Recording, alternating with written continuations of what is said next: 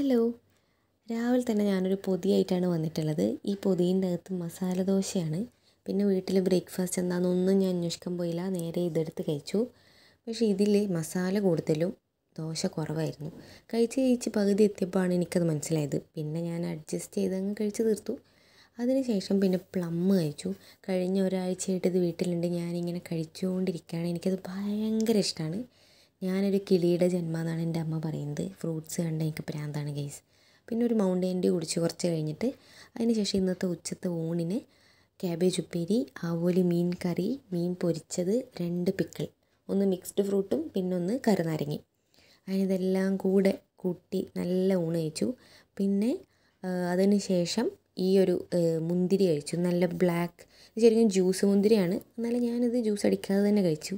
പിന്നെ രാത്രിക്ക് ചപ്പാത്തി and omelette കഴിച്ച് ഇന്നത്തെ വാട്ട് 8 ഡേ അവസാനിപ്പിക്കുകയാണ്.